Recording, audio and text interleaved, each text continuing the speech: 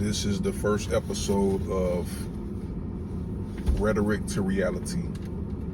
I am the host, the bookman, and I'm making this series because I think it is very important to give insight, guidance, and an objective perspective to the world that we're living in from a Black American perspective, experience, also education.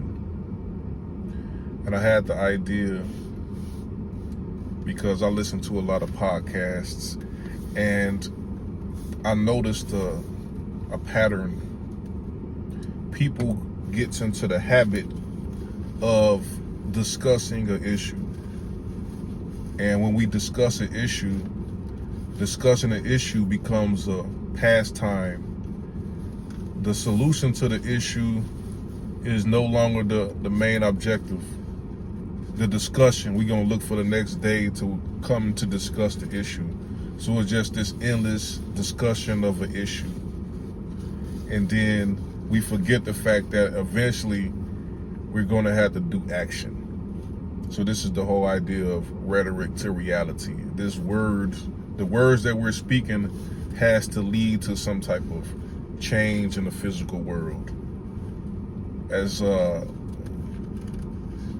relative to how before you move, you have an inclination, you have an instinct, you have will, and then you have thoughts, and you formulate a strategy, and you have needs, desires, wants, and you have obligations. So you might have a job, you might have a job interview, you might have nothing, you might be broke, you don't have a job, but you need to go figure out how you're going to sustain yourself. You're going to have to supply yourself with food, clothing, and shelter. You might be living with somebody. Like usually a child is born into a world, and that world that the child is born into has a culture, it has a language, it has a country, it has a house, and then the language that the child speaks. You learn the language. It could be Chinese, English, and then the child is being fed by the mother, the breast milk, or if they're using Similac or baby food. And then the child is being clothed by the people. So the needs and the wants and the desires of the child is being supplied by the family or the community until they reach a certain age. And then some people, they continue to be taken care of or supplied their needs by their parents when they reach a certain age. When they become adults, they still living on their parents. So to those who don't have this dilemma, who actually supply their own needs, say for instance, you become 18, you graduate from high school, and then you decide to go to college. The time that you're being filling out applications, taking ACT, SAT tests, you're still having your needs supplied by your parents or somebody supplying your needs. You usually are not taking care of yourself. And some people might be foster home. Some people might be all orphans. They might be homeless, living on the streets. So they might be taking care of their own needs. Like Cat Williams claimed he just decided to leave the house at 12 or 14 or something, and he was a grown man. But everybody don't have that situation. So while you're being taken care of by your parents, or the parents might be taken care of by the government, SSI, Section 8, you're trying to figure out how you're going to be able to take care of yourself so you can transition from being a dependent to your parents or somebody's taking care of you for you to supply your own needs. So you use your thoughts and your intellect to figure out how can you go out there and get this money to supply for your food, clothing, and shelter. So you think these thoughts, you formulate this strategy, and then you act to make that happen. You might go to job interviews, you might go sell candy, hustle up some money doing this. Some people might go to the block and start selling whatever it is with the people that's in the neighborhood. they're going to have to figure out how they're going to get some money, because in America, we're living in a capitalist society in which you need cash capital in order to trade for things that you need. We don't really live in a bartering system, but you can go to a pawn shop and you might want to pawn some things that you might not need anymore, or you might sell it on eBay, or you might sell stuff on the front yards, set up a table and sell some things. But the idea is that these things start with a thought, a desire, a need. So your thoughts are really surrounding your desire and your needs, which is hunger. You don't want to be hungry. You might not be hungry, but you might be hungry. So you need to figure out how you're going to get some food. You could beg for food. You might go to a food pantry. But this is the rhetoric. And then once you figure out what you're going to do, and then you go and do it, you make it into a reality. So people, when I look at these YouTube videos, there's really no desire, or I should say, what I'm looking for, the word I'm looking for, because we have a psychologist from the Ukraine named Maslow.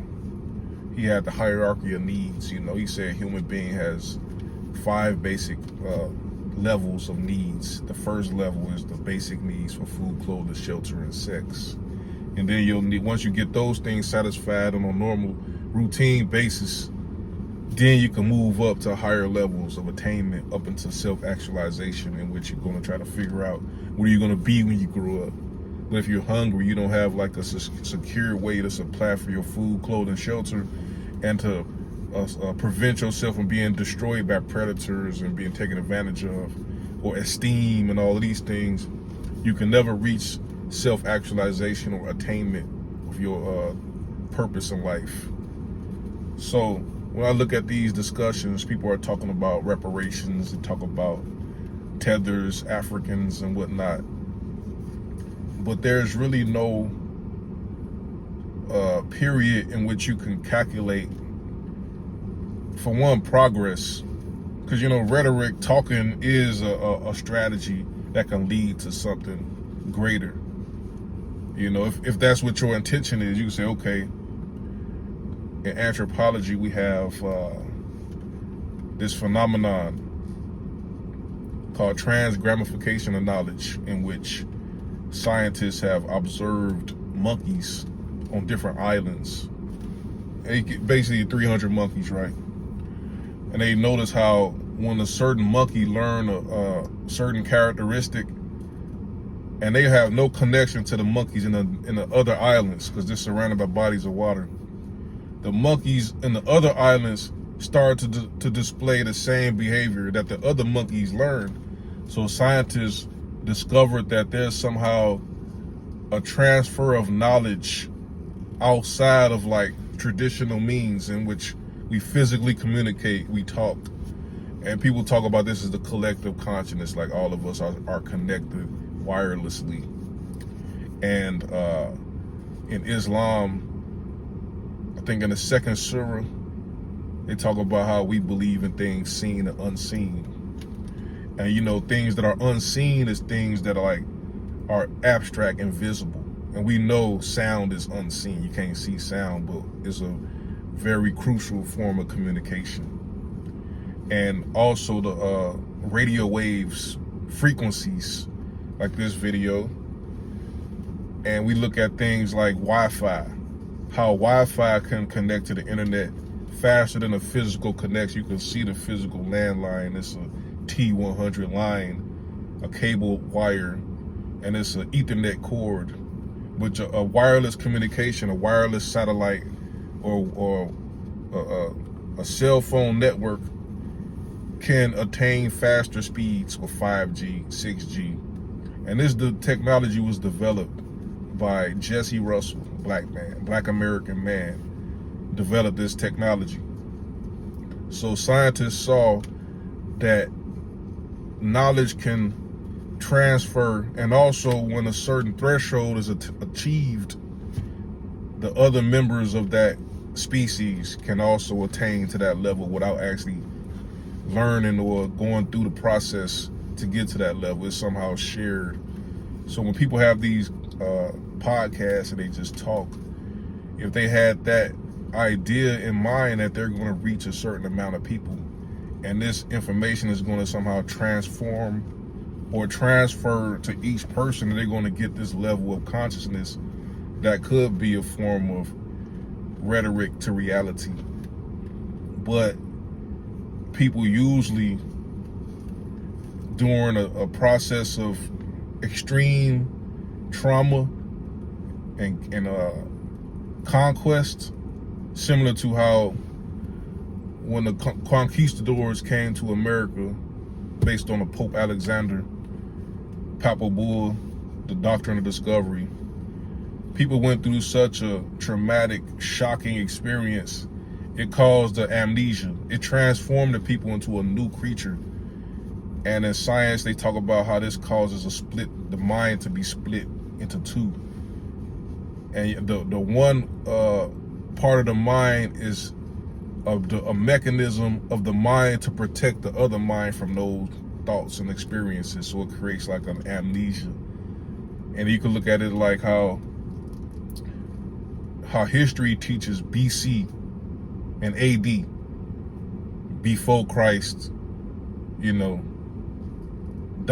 add domino, something like that.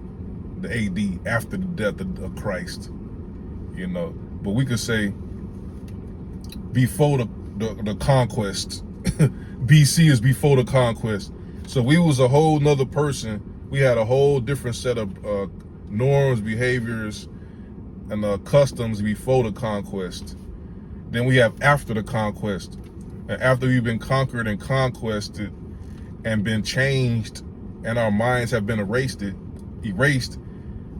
we have like a system of behaviors. And these system of behaviors is a means to an end. We just, like, they feeding us chitlins and giving us the scraps. So we're going to create soul food out of this. And then because we created this food, it's part of our culture. And then the Africans talk about, you have no culture, you have no culture. But the Africans, the difference between us and the Africans is, we know that it was a conquest that happened, and we had a different set of behaviors and cultures before the conquest. So we always evolve and become better. We don't get stuck eating chitlins or wearing rags like we did during slavery. Or we just don't do the things that we've been doing after the conquest, because we know that this conquest that happened changed us, and we develop behaviors after that because of the conquest. But those behaviors is not who we really are. So we always evolve our culture. And because the Africans, because they have the colonialism, they don't know who they are. They don't know Nigeria was named by some British woman. They say this is our culture. What they've been doing after the colonialism, they stuck in that mold. They don't really evolve beyond that. And then with us, we always adapt and change and improve and become better. And then they say, because we always are, each generation is doing something different, they say, you have no culture. What are you, no culture? But this is like what I'm saying about these podcasts. This is a means to an end. The end is always improving. Also, it is trying to become the perfect version of ourselves before the conquest. And a perfect version of ourselves was a lot more superior than what we are doing. So we abandon what we do in place of something better. We would say, okay, we invent a better version of the vehicle. We invent the computer, the technology, the internet. We always looking to improve, because this seems to be something that we have done before. This is why we're able to do these things. And I don't think the Africans ever had that type of, like how when you look at the genetics, the genetic memory, our DNA stores everything that we ever done. And we can tap into the things that we always have done before. So that's why we, perhaps this is why we bring out this technology, because this is things that we might have done prior to now. And then because we've been stripped of who our original technology, our original civilization, because we no longer, or for a period of time, we didn't have access to the things that was taken from us. We was able to tap into our genetic memory and bring those things out. And I don't think the Africans have that genetic memory, so they stuck just doing the dancing around a pot of soup and putting bones and doing voodoo, or because of the conquest and because of the colonialism, whatever they was doing in the meantime, during the time of colonialism, they stuck doing that. And they're going to hold on to that because they say this is culture. But they don't realize it's always an evolution, you know, and they don't even think about the fact that they don't even want to acknowledge the fact that they was conquered and it was a colonialism. But with these podcasts I listen to, I think they need to get out the mode of making this like a culture, a habit, like getting a habit of just discussing rhetoric, instead of looking at it like this is like a means to an end. And then the culture, the rhetoric must lead to something physical. We must be able to tabulate and calculate the results, like in a mathematical equation, the unknown and the known. We must try to figure out what is unknown, like in a supreme wisdom. Like, people need to learn the supreme wisdom, how you can calculate how much of this how long would it take if the white man puts such and such amounts of grams of salt per million parts into your water supply, or into your food, into your chicken. How long would it take for you to die of diabetes or heart failure? How many years would that take? Like, everything could be calculated, and you could get a time limit on every single thing. Like, if you sit on here on YouTube for 2-3 years talking every day about tethers and reparations, how long would it take for the people to just demand that? Or what do people have to do in order to get these things passed? Do we need some congressmen? Do we got to put people in Congress, the Senate, so they can go in there and vote? Do we need presidents? Do we need governors? Do we have to raise the capital? Do we formulate, like, whatever the strategy is, it has to be something that leads to something in reality. It shouldn't just be thoughts. Like, if you're just sitting around thinking all day without figuring out how you're going to go get this money to get this food, or get this food, or hunt to get the food, you're going to die of starvation. The same for people. If you're just sitting around doing the rhetoric, but you're in compliance with your subjugation and your position in this world without affecting the change, you're going to be stuck in that position, regardless of the words that you're speaking. But this series, when I thought about it earlier, I kind of formulated it in a certain sequence that I'm gonna write it down, and I'm gonna try to make these videos more. I'm gonna create a introduction animation. I'm gonna have it more professionally established and planned out and written in a better format than just me sitting in this car talking. How many minutes in the past? 18 minutes, and I don't think people want to sit back and listen to me talk for 18 minutes in a car. But I have 450 subscribers, and that's more than enough because of at least 300 subscribers. And the main reason I made this channel was because Joe Biden won the presidency, and all of the so-called black YouTubers that were famous and popular, influential, they allowed Joe Biden to become the president. So I had to interject into the conversation and to prevent Kamala Harris from becoming president. And once she lost, I felt that my channel had no purpose.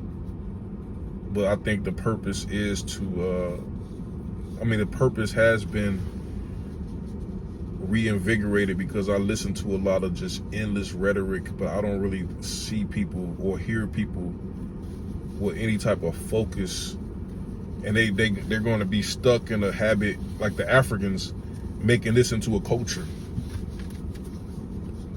meaning that what you've been doing during your oppression, your temporary oppression, you become accustomed to that, and you want to hold on to that instead of looking at this as just a means to an end. We're looking for something greater. We're evolving, and we're going to affect reality, similar to how during the so-called slavery that we went through in America, you had abolitionists that had rhetoric, dreamed about liberation. You had people that was rioting and rebelling, and you had people suing in courts like Dred Scott.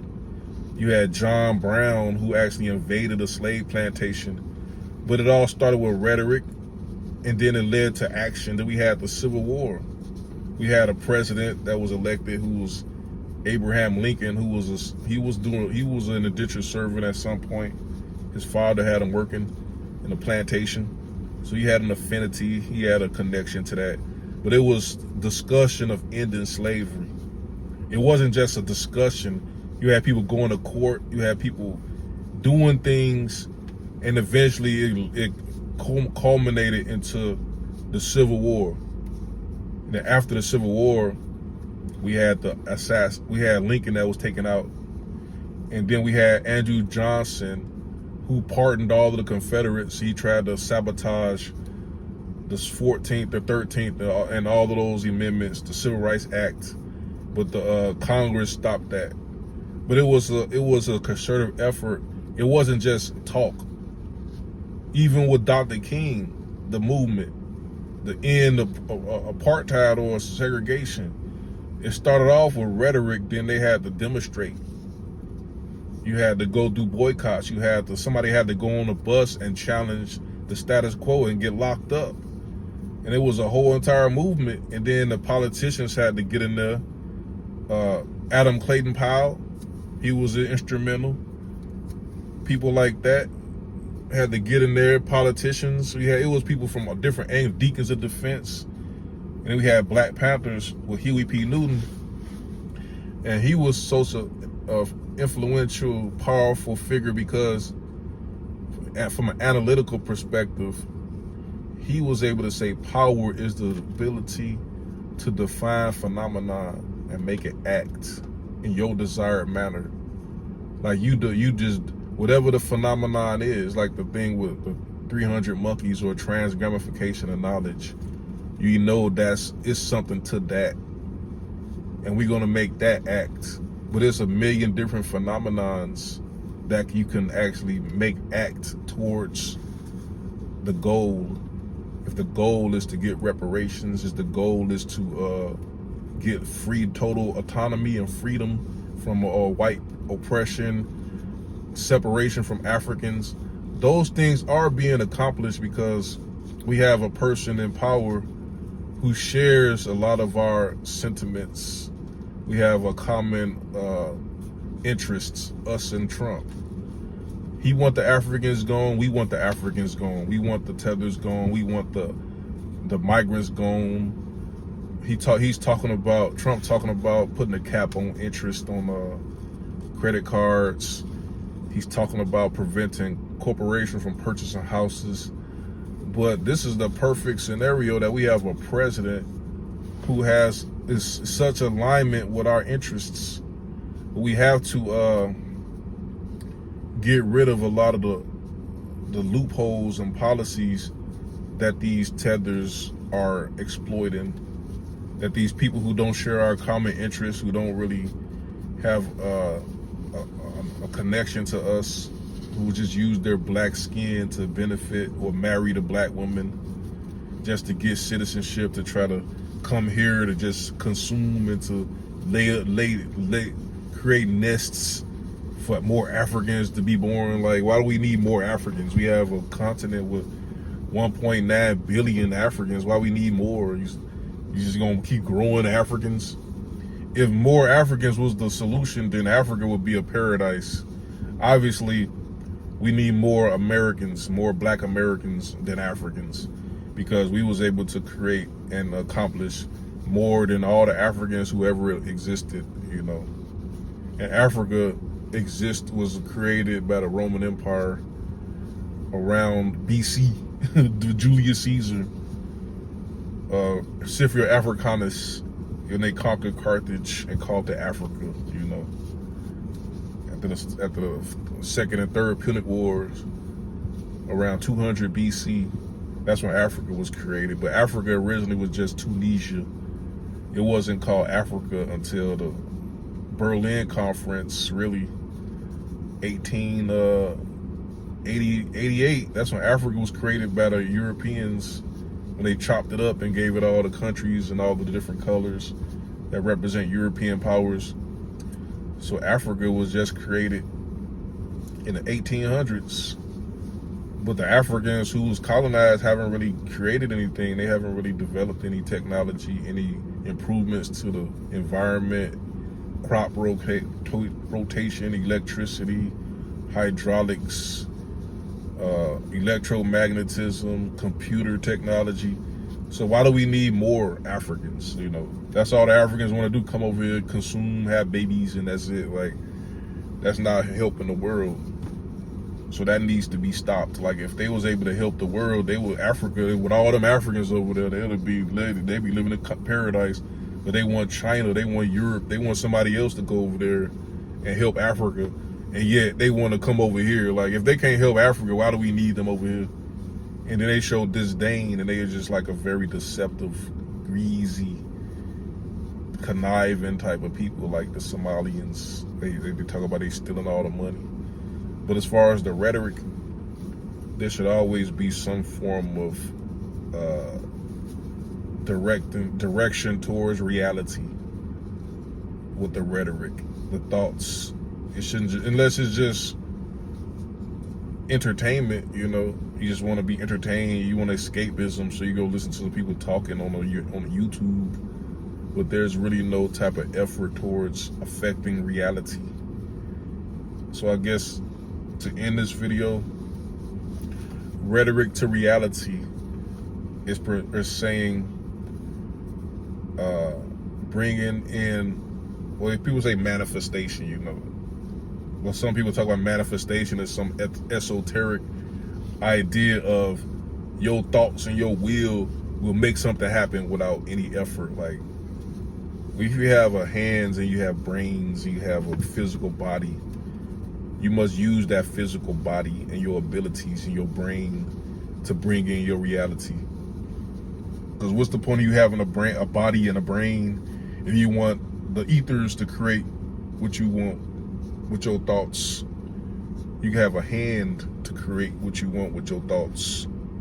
You use these hands to create mechanisms and apparatuses in order to bring into reality your will. You use these hands to bring in your will. Otherwise, what do you need hands for? Why do you have 10 fingers and toes and the brains and ears and eyes? If you could just use thoughts, you'd just be a ghost. And allegedly, in the first chapter of the Bible, in the beginning was rhetoric. They say in the beginning it was the Word, and the Word was God, and the Word was with God, and the Word was God. And then it became flesh. And God spoke, and he spoke it into existence. Let there be light, and he saw the light, that it was good. But he separated the light. So in order for God to separate the light, he must use his hand to separate. That shows you it has to be some type of physical interaction with the light and the darkness. It can't just be thoughts. So it has to be thoughts and action. And the action must be utilized by the body. The body must utilize the thoughts in order to produce the action. And the action is going to be the change or the adjustment to reality. Otherwise, the reality is going to stay the same, and you just blowing wind. It's just wind blowing without the physical interaction. When they say God stretched out the heavens with his understanding, that shows a physical action. You got to stretch out the heavens. You got to stretch out the world, change the world. We fought in that civil war. We had the want and this desire to get free, but it took battle, courage, physical pullings of the triggers. It took charging the battlefield.